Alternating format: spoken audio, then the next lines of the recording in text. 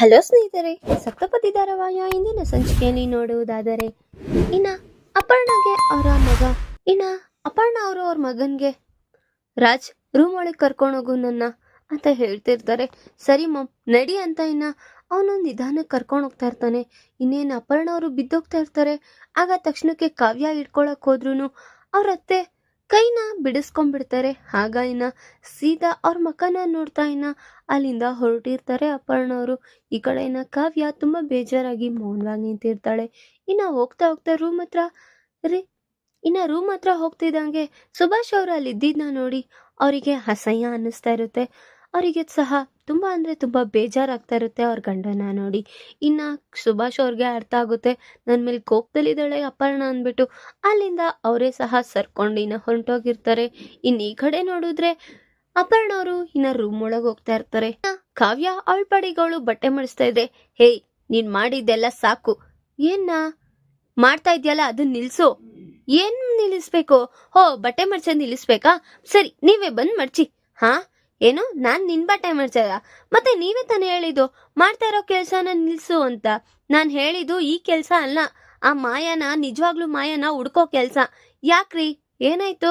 ಈಗ ಏನಾಗ್ತಿದೆ ಮನೇಲಿ? ಪ್ರಶಾಂತವಾಗಿರ್ಬೇಕು ಅನ್ನೋದೇನು ಬೇಡ್ವಾ? ಈಗ ಅಂತದ್ ಏನಾಯ್ತ್ರಿ?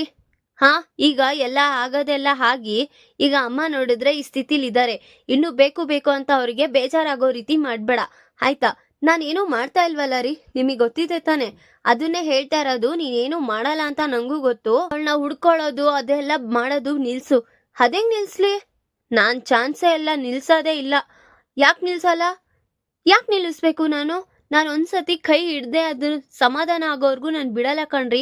ಆ ನಿಜವಾಗ್ಲೂ ಮಾಯನ ಕರ್ಕೊಬಂದು ಅತ್ತೆ ಹತ್ರ ವಹಿಸಿದ್ರೇನೆ ಅವರಿಗೆ ಸ್ವಲ್ಪ ಅವಾಗ ಸಮಾಧಾನ ಆಗುತ್ತೆ. ನೋಡಿ ಈಗ ಮಾವ ಅವ್ರ ಮೇಲೆ ಎಷ್ಟು ಬೇಜಾರು ಮಾಡ್ಕೊಂಡಿದ್ದಾರೆ ಅತ್ತೆಯವರು. ಈಗ ಅದೇ ಕೋಪನೇ ಹಾಗೆ ಕಂಟಿನ್ಯೂ ಮಾಡ್ಕೊಂಡೇ ಇರ್ಲಾ? ಬೇಡ ರೀ, ಸರಿ ಹೋಗೋದಿಲ್ಲ. ಅವರಿಗೆ ನಿಜವಾಗ್ಲೂ ಏನು ಅಂತ ಗೊತ್ತಿದ್ರೆ ಅವರು ಸಹ ಕೋಪ ಮಾಡ್ಕೊಳ್ತಾ ಇದ್ದಿಲ್ಲ ರೀ ಮಾವ ಅವ್ರ ಮೇಲೆ. ಈಗ ಏನೋ ಅನಾಹುತ ಆಗಿದೆ, ಅದರಿಂದ ಈಗ ಅವ್ರಿಬ್ಬರನ್ನ ಒಂದ್ ಮಾಡ್ಬೇಕೇ ಹೊತ್ತು ಇನ್ನು ನಾವು ದೂರ ಮಾಡೋದು ಸರಿಯಲ್ಲ ರೀ. ಅದಕ್ಕೆ ಹೇಳ್ತಾ ಇದ್ದೀನಿ, ಆ ನಿಜವಾಗ್ಲೂ ಮಾಯ ಬಂದ್ರೆ ಆಗ ಅವ್ಳು ಮಾಡಿರೋ ತಪ್ಪೆಲ್ಲ ಅತ್ತೆ ಗೊತ್ತಾಗುತ್ತೆ, ಮಾವ ಅವ್ರನ್ನ ಕ್ಷಮಿಸ್ತಾರೆ ಅಂತ ಹೇಳ್ತಿದ್ದ ಹಂಗೆ.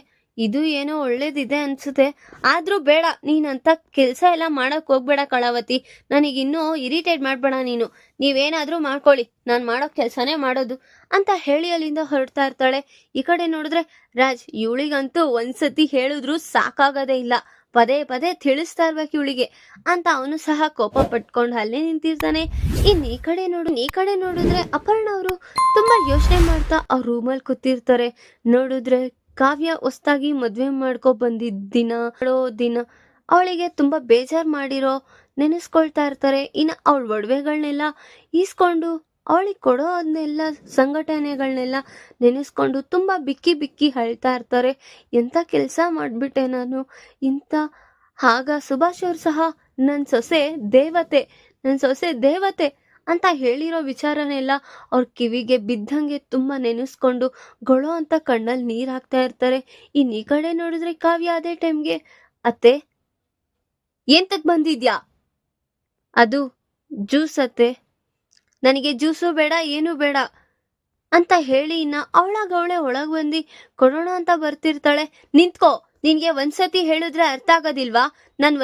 ನನ್ ರೂಮಿನ ವಸ್ಲಿ ಆಗ್ದಾಡ್ತಾ ಇದ್ಯಾ ನೀನು? ಅಷ್ಟು ಗೊತ್ತಾಗಲ್ವಾ? ಈಗ ನಾನೇನ್ ಮಾಡ್ದೆ ಅತ್ತೆ? ನಿಮ್ಮ ಆರೋಗ್ಯ ಅತ್ತೆ ಫಸ್ಟ್ ಇಂಪಾರ್ಟೆಂಟು. ನಾನು ಹೇಗಾದ್ರೂ ಇದ್ರೂ ಪರವಾಗಿಲ್ಲ,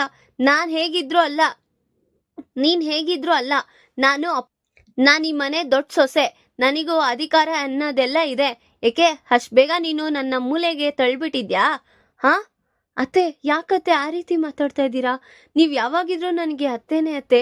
ನೀವ್ ನನ್ನ ಸೊಸೆ ಅಂತ ನೋಡ್ಕೊಂಡಿಲ್ಲ ಅಂದ್ರೂ ಪರವಾಗಿಲ್ಲ, ನಾನ್ ನಿಮ್ನ ಎಲ್ಲಿಡ್ಬೇಕೋ ಅಲ್ಲೇ ಇಟ್ಟಿದ್ದೀನಿ ಅತ್ತೆ. ಹೋ ಅದಕ್ಕೆ ನೋಡು, ಈಗ ಸಾನುಭೂತಿಯಿಂದ ತೋರಿಸ್ತಾ ಇದ್ಯಾ ಕರುಣೆ ಎಲ್ಲ? ನನಗೆ ಅಂತ ಕರುಣೆ ಎಲ್ಲ ನನಗಿಷ್ಟ ಆಗಲ್ಲ ಅತ್ತೆ. ಈಗ ನಾನು ಕರುಣೆ ಅಂತ ಹೇಳುದ್ನ? ಡಾಕ್ಟರ್ ಅವ್ರು ಹೇಳಿದಾರಲ್ವಾ ಅತ್ತೆ, ನಿಮ್ನ ಹುಷಾರಾಗಿ ನೋಡ್ಕೋಬೇಕು ಅಂತ, ಅದಕ್ಕೆ ನೋಡ್ಕೊಳ್ತಿದ್ದೀನಿ ಅತ್ತೆ. ಈ ಸಹಾಯ ಮಾಡಕ್ಕಾದ್ರೂ ಬಿಡಿ, ನನಗೆ ಯಾರ ಸಹಾಯನೂ ಬೇಕಾಗಿಲ್ಲ. ನಾನು ನೋಡ್ಕೊಳ್ಳೋ ಅಷ್ಟು ಗೊತ್ತಿದೆ. ನೀವ್ ಯಾರು ನನಗೆ ಬಂದು ನೋಡ್ಕೊಳ್ಳೋ ಅಂತ ಅವಶ್ಯಕತೆ ಇಲ್ಲ ಅಂತ ಹೇಳ್ತಿದ್ರು. ಅತ್ತೆ, ಈಗ ಸ್ವಲ್ಪ ಸಮಾಧಾನವಾಗಿ ಅತ್ತೆ, ಏನೂ ಆಗಿಲ್ಲ, ಆರಾಮಾಗಿ ಜ್ಯೂಸು ಹಣ್ಣು ಎಲ್ಲ ತಿನ್ನಿ ಅತ್ತೆ, ನೀವು ಬೇಗ ರಿಕವರಿ ಆಗ್ತೀರಾ ಅಂತ ಹೇಳ್ತಿದ್ರು. ನಾನು ಯಾವಾಗ ಆಗ್ಬೇಕೋ ಹಾಗದ್ ನಂಗೆ ಗೊತ್ತಿದೆ, ಆದ್ರೆ ನಿನ್ನಷ್ಟು ಸಹಾನುಭೂತಿ ಅಲ್ಲಮ್ಮ ನಾನು. ನನ್ನ ಬಿಟ್ಬಿಡು, ನಿನ್ ಪಾಡಿಗೆ ನೀನ್ ಕೆಲ್ಸ ಮಾಡ್ಕೋ ಹೋಗು, ನನ್ ತಂಟೆಗೆ ಬರ್ಬೇಡ ಅಂತ ಕೈ ಮುಗ್ದು ಕೇಳ್ಕೊಂತಿದ್ರು. ಅತ್ತೆ, ಯಾಕತ್ತೆ ಈ ರೀತಿ ಮಾಡ್ತಾ ಇದ್ದೀರಾ? ಬೇಜಾರಾಗ್ಬೇಡಿ ಅತ್ತೆ, ಇಲ್ಲಲ್ಲ ಬಿಡಿ ಅತ್ತೆ, ನಾನು ಹೋಗ್ತೀನಿ, ಆದ್ರೆ ಅಟ್ಲೀಸ್ಟ್ ಈ ಜ್ಯೂಸ್ ಆದ್ರೂ ಕುಡೀರಿ ಅತ್ತೆ ಅಂತ ಹೇಳ್ತಿದ್ರು. ನಿನ್ಗೆ ಈ ಸತಿ ಗೋಳು ಹೊಯ್ಕೊಂಡ್ರು ನಿನಗ್ ಸಾಕಾಗ್ತಿಲ್ಲ ಅಲ್ಲ? ಏನ್ ಮಾಡ್ಬೇಕು ಅನ್ಕೊಂಡಿದ್ಯಾ ನೀನು? ನೀನು ಮುಸ್ಕಾಕೊಂಡು ಮದ್ವೆ ಆಗಿರೋದು, ಈ ಮನೆಗೆ ಹೊಸ್ಲು ದಾಟಿದ್ದು, ಆ ಕನಕ ಸುಳ್ಳು ಹೇಳಿ ನಿನ್ನ ಕೂರ್ಸಿದ್ದು, ಅದೆಲ್ಲ ನನ್ನ ಕಣ್ಮುಂದೆ ಹೇಗ್ ಬರ್ತಿದೆ ಅಂದ್ರೆ, ನೀನ್ ಬರೀ ಸುಳ್ಳು ಹೇಳ್ಕೊಂಡಿರೋದು ನನ್ನೇ ನಂಬಕ್ ಆಗ್ತಾ ಇಲ್ಲ ಅಂತ ಸ್ಥಿತಿಲಿ ಇದೀನಿ ನಾನು. ಇನ್ನು ನೀನು ನನ್ನ ಮಾತಾಡ್ಸಕ್ ಬರ್ಬೇಡ, ನಿಂದೇನ್ ಕೆಲ್ಸ ಇದೆಯೋ ಅದನ್ನ ಮಾಡ್ಕೊ ಹೋಗು ಅಂತ ಹೇಳ್ತಿದ್ರು. ಯಾಕತ್ತೆ ಈ ರೀತಿ ಮಾತಾಡ್ತಿದ್ದಾರೆ ಅಂತ ಕಾವ್ಯ ಅಲ್ಲಿ ನಿಂತ್ಕೊಂಡೆ ಯೋಚನೆ ಮಾಡ್ತಾ ಇರ್ತಾಳೆ. ಆಗ ಅವಳೇ ನಗ್ತಾ ಇದ್ದಂಗೆ ಏನು ನಿಲ್ತಾ ಇರ್ತಾಳೆ.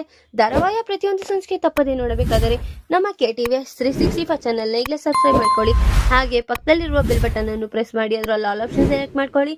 ಇದರಿಂದ ನಾವು ರಿಲೀಸ್ ಮಾಡುವಂತಹ ಸಂಚಿಕೆ ಅಪ್ಡೇಟ್ ನೋಟಿಫಿಕೇಶನ್ ಸಿಗುತ್ತೆ. ಅಸಹಾಯಕ ಗಂಡನ್ನ ಫಸ್ಟ್ ನೀನ್ ಸರಿ ಮಾಡ್ಕೊ, ನಿನ್ ಸಂಸಾರನ ನೀನ್ ಉಳಿಸ್ಕೊ, ಹೋಗು ಆ ಕೆಲ್ಸ ಮಾಡು. ನನ್ ಸೇವೆ ಎಲ್ಲ ಯಾಕೆ ಮಾಡಕ್ ಬರ್ತೀಯಾ ನೀನು? ಅತ್ತೆ, ನೀವ್ ಯಾಕೆ ಈ ರೀತಿ ಮಾತಾಡ್ತಿದ್ದೀರಾ ಅಂತ ತುಂಬಾ ಅಂದ್ರೆ ತುಂಬಾ ಕಾವ್ಯಂಗೆ ಶಾಕ್ ಆಗಿರುತ್ತೆ. ಆಗ ಹೇಳ್ದೆ ತಾನೆ ಹೊರಡು, ಬೇಡ ಅಂತ ಹೇಳ್ತಾ ಇದೀನಲ್ವಾ? ಆದ್ರೂನು ಕಾವ್ಯ ಅವ್ರ ಅತ್ತೆ ಮತ್ ಕೇಳ್ದಿರಾ ಮತ್ತೆ ಒಳಗಡೆ ಕಾಲಿಟ್ಟಿ ಏನ್ ನೀನು ನನ್ ವಿರುದ್ಧನೇ ಬರ್ತಾನೆ ಇದ್ಯಾ? ರೂಮ್ ಒಳಗ್ ಬರ್ಬೇಡ ಅಂದ್ರೂ ಬಂದಿದ್ಯಾ, ಏಕೆ ಅಂತ ಕೇಳ್ತಿದ್ರು. ಅತ್ತೆ, ನೀವ್ ಹೇಳೋ ರೀತಿನೇ ಹೋಗ್ತೀನಿ, ನೀವೇನು ಗಾಬರಿ ಬೀಳ್ಬೇಡಿ, ಅಟ್ಲೀಸ್ಟ್ ಈ ಜ್ಯೂಸ್ ಆದ್ರೂ ಕುಡೀರಿ ಅಂತ ಹೇಳಿ ಅವಳು ಸಹ ತಲೆ ಬಗ್ಗಿಸ್ಕೊಂಡು ಹೋಗ್ತಾ ಇರ್ತಾಳೆ. ಅದನ್ನ ನೋಡಿ ಅಪರ್ಣ ಅವ್ರಿಗೆ ತುಂಬಾ ಅಂದ್ರೆ ತುಂಬಾ ಮತ್ತೆ ಕಣ್ಣಲ್ಲಿ ನೀರು ಬರ್ತಾ ಇರುತ್ತೆ. ಅಡ್ಗೆ ಮಾಡ್ತಾ ಇರ್ತಾಳೆ ಅವ್ರ ಅತ್ತೆಗೋಸ್ಕರ. ಆಗ ಅದೇ ಟೈಮ್ಗೆ ಕನಕ ಅವ್ರು ಕಾಲ್ ಮಾಡಿರ್ತಾರೆ. ಏನಮ್ಮ ಕಾವ್ಯ, ಚೆನ್ನಾಗಿದ್ಯಾ ಅಂತ ಕೇಳ್ತಿದ್. ಹೋ ಅಮ್ಮ, ಏನು ಎಲ್ಲ ವಿಷಯ ತಿಳ್ಕೊಬಿಟ್ಟಿದ್ಯಾ? ನಂಗಾಯ್ತು. ಏನ್ ಮಾಡದೆ, ನೀನೆಲ್ಲ ನೋಡ್ಕೋಬೇಕಾಗಿರೋದು ಮಾಡ್ಬೇಕಾಗಿರೋದು ನಾವೇ ಅಲ್ವಾ? ಎಲ್ಲ ವಿಚಾರನೂ ಬಂತು ಕಿವಿಗೆ ಅಂತ ಹೇಳ್ತಿದಂಗೆ. ಹೌದು, ಇವತ್ತೇನೋ ನಿಮ್ಮ ಅತ್ತೆಯವ್ರಿಗೆ ಹುಷಾರಾಗಿದ್ದಾರೆ ಅಂತ ಪೂಜೆ ಇಟ್ಕೊಂಡಿದಾರಂತೆ, ನಮ್ನು ಕರೆದಿದ್ದಾರೆ, ಆದ್ರೆ ನನಗೆ ಬರಕ್ ಇಷ್ಟ ಇಲ್ಲ ಕಾವ್ಯ. ಯಾಕಮ್ಮ ಈ ರೀತಿ ಮಾತಾಡ್ತಿದ್ಯಾ? ಮತ್ತೆ ಬರೋದು, ಅಲ್ಲಿ ಒಬ್ರೊಬ್ರು ಒಂದೊಂದು ಮಾತು ಅನ್ನೋದು ನನಗೆ ಬೇಜಾರಾಗುತ್ತೆ. ಬೇಡ ಬಿಡು, ಏನಾದ್ರೂ ಒಂದು ವ್ಯವಸ್ಥೆ ಮಾಡ್ಬಿಟ್ಟು ನಾನು ಬರ್ತಾ ಇಲ್ಲ ಅಂತ ಹೇಳ್ಬಿಡು.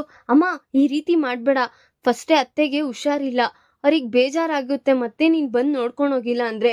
ಆ ರೀತಿ ಮಾಡ್ಬೇಡ ಬಾಮ್ಮ ಅಂತ ಹೇಳ್ತಾ ಇರ್ತಾಳೆ ಕಾವ್ಯ. ಸರಿ ಬಿಡಮ್ಮ, ಬರ್ತೀನಿ ಅಂತ ಹೇಳ್ತಿದಂಗೆ. ಇನ್ನೇನಮ್ಮ ಸಮಾಚಾರ? ಇನ್ನೇನು ಇಲ್ಲ ಕಾವ್ಯ, ನೀನೇ ಹೇಳ್ಬೇಕು. ಏನೂ ಇಲ್ಲ, ನಾನೆಲ್ಲ ನಮ್ಮ ಅತ್ತೆಗೆ ಸೂಪ್ ಎಲ್ಲ ರೆಡಿ ಮಾಡ್ತಾ ಇದ್ದೀನಿ, ಟೈಮ್ ಇಲ್ಲ ನನಗೆ, ನೀವು ಅಪ್ಪು ಮತ್ತೆ ಅಪ್ಪ ಎಲ್ಲ ಬಂದ್ಬಿಡಿ ಅಂತ ಹೇಳಿ ಕಾಲ್ ಕಟ್ ಮಾಡ್ತಾಳೆ. ಇನ್ ಈ ಕಡೆ ನೋಡಿದ್ರೆ ರಾಜ್ ಹೊರ್ಗಡೆ ಬರ್ತಾನೆ. ನೋಡಿದ್ರೆ ಅಪರ್ಣ ಅವರು ತುಂಬಾ ಬೇಜಾರಾಗ್ತಾ ಜೋಗಲಾಲಿಯಲ್ಲಿ ಕೂತಿರ್ತಾರೆ. ಯಾಕೆ ಮಾಮ್ ಈ ರೀತಿ ಕೂತಿದ್ಯಾ? ಏನ್ ಮಾಡ್ಲಿ ಮಾಮ್, ಇಷ್ಟೊತ್ತಲ್ಲಿ ನೀನು ವಾಕಿಂಗ್ ಮಾಡ್ಬೇಕು, ನೀನ್ ಹೀಗೆ ಕುತ್ಕೊಂಡ್ರೆ ಸರಿ ಹೋಗಲ್ಲ, ನನ್ ಕೇಳಿ ವಾಕಿಂಗ್ ಮಾಡಕ್ ಆಗಲ್ಲ ರಾಜ್. ಮಾಮ್, ನಾನ್ ವಾಕ್ ಮಾಡಿಸ್ತೀನಿ ಅಂತ ಹೇಳ್ತಾ ಇರ್ತಾನೆ. ಬೇಡ ಕಣೋ ಅಂತ ಹೇಳ್ತಿದ್ರು. ಅಮ್ಮ, ಈಗ ನಾನ್ ನಿನ್ನ ನಡೆಸ್ತೀನಿ, ಬಾ ನಿಧಾನಕ್ಕೆ ನಡಿವಂತೆ ಅಂತ ಹೇಳಿ ರಾಜ್ ಹೆಜ್ಜೆ ಮೇಲೆ ಹೆಜ್ಜೆ ನಿಧಾನಕ್ಕೆ ವಾಕ್ ಮಾಡಿಸ್ತಾ ಇರ್ತಾನೆ ರಾಜ್. ಈ ಮನೇಲಿ ಎಲ್ಲರೂ ದೊಡ್ಡವರಾಗ್ಬಿಟ್ಟಿದಾರಪ್ಪ, ಯಾಕೆ ಮಾಮ್ ಆ ರೀತಿ ಮಾತಾಡ್ತಾ ಇದ್ಯಾ? ಇನ್ನೇನು ಅವ್ರವ್ರ ನಿರ್ಧಾರ ಅವ್ರವ್ರೇ ತಗೊಳ್ತಾ ಇದ್ದಾರೆ. ಈ ಮನೆ ದೊಡ್ಡ ಸೊಸೆ ಆಗಿ ನಾನೇ ಯಾರನ್ನೂ ಅರ್ಥ ಮಾಡ್ಕೊಂಡಿಲ್ಲ ಅನ್ಸುತ್ತೆ. ಅದಕ್ಕೆ ಈಗ ಏನ್ ಮಾಮ್, ಬಿಟ್ಟಾಕು ಮಾಮ್, ಆಗಿರೋ ವಿಚಾರನೆಲ್ಲ ಮತ್ತೆ ಯಾಕೆ ನೀನು ಯೋಚನೆ ಮಾಡ್ತಿದ್ಯಾ? ಯೋಚನೆ ಮಾಡೋದಲ್ಲ, ನಂದು ಅರ್ಧ ಅಧ್ಯಾಯನ ಮುಗಿಸ್ಬಿಡೋಣ ಅಂತ ಅನ್ಕೊಂಡಿದೀನಿ. ಏನ್ ಹೇಳ್ತಿದ್ಯಾ ಮಾಮ್ ನೀನು? ಹೌದು, ಇನ್ಮೇಲಾದ್ರೂ ನಿಮ್ಮಪ್ಪನ್ನ ಎಲ್ಲಿರ್ಬೇಕೋ ಅಲ್ಲೇ ಇಡ್ಬೇಕು. ಆ ಮನುಷ್ಯ ನನಗೆ ತುಂಬಾ ನಂಬಿಕೆ ದ್ರೋಹ ಮಾಡಿದ್ದಾರೆ, ಅವ್ರನ್ನ ಯಾವತ್ತೂ ಕ್ಷಮಿಸ್ಲೇಬಾರ್ದು ಅಂತ ಅಪರ್ಣ ಅವ್ರು ಹೇಳ್ತಿದ್ದ ಹಾಗೆ ರಾಜ್ ಸಹ, ಹಾಗಾದ್ರೆ ಕಳವತಿನೂ ನನ್ನ ಕ್ಷಮಿಸ್ಬಾರ್ದಾಗಿತ್ತಲ್ಲ ಮಾಮ್. ನೋಡು, ಅವಳಿಗೆ ಎಷ್ಟು ಭರವಸೆ ಇದೆ ನನ್ನ ಮೇಲೆ, ನಂಬಿಕೆ, ನಾನು ಆ ರೀತಿ ಕೆಲಸ ಮಾಡಲ್ಲ ಅಂತ ಗೊತ್ತಿದೆ, ಹಾಗೂ ನೀನು ಇರ್ಬೋದಲ್ಲ ಮಾಮ್ ಅಂತ ಹೇಳ್ತಿದ್ದಂಗೆ. ನೀನು ನನಗೆ ಇರಿಟೇಟ್ ಆಗೋ ಮಾತಾಡ್ತಾ ಇದೀಯ ರಾಜ್ ಅಂತ ಹೇಳಿ. ಸರಿ ಮಾಮ್, ಆಯ್ತು, ನಿಧಾನಕ್ಕೆ ನಡಿ ಅಂತ ಹೇಳಿ ವಾಕ್ ಮಾಡಿಸ್ತಾ ಇದ್ದಂಗೆ ಕಾವ್ಯ ಆ ಕಡೆಯಿಂದ ಸೂಪ್ನ ತಗೋಬರ್ತಾ ಇರ್ತಾಳೆ. ಅಪರ್ಣಗೆ ತುಂಬಾ ಸುಸ್ತಾಗ್ತಾ ಇದೆ, ಆ ತರ ಕೂತ್ಕೊಳಕ್ ಹೋಗಿರ್ತಾರೆ. ಆ ಕಡೆ ತಂದಿರೋದನ್ನ ನೋಡಿ, ಏನದು ಅಂತ ಕೇಳ್ತಾ ಇರ್ತಾರೆ. ಅಪರ್ಣವ್ರು, ಸೂಪ್ ನನಗೆ ಸೂಪ್ ಗಿಪ್ ಏನು ಬೇಡ, ನನಗಿಷ್ಟ ಆಗಲ್ಲ ಅಂತ ಹೇಳ್ತಿದ್ರು.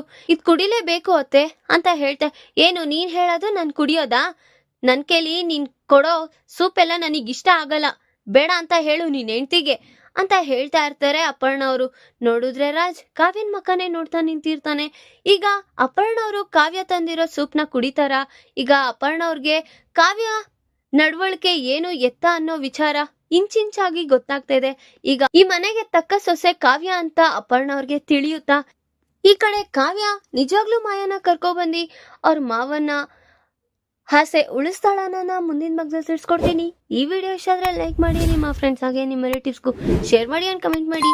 Thanks for watching.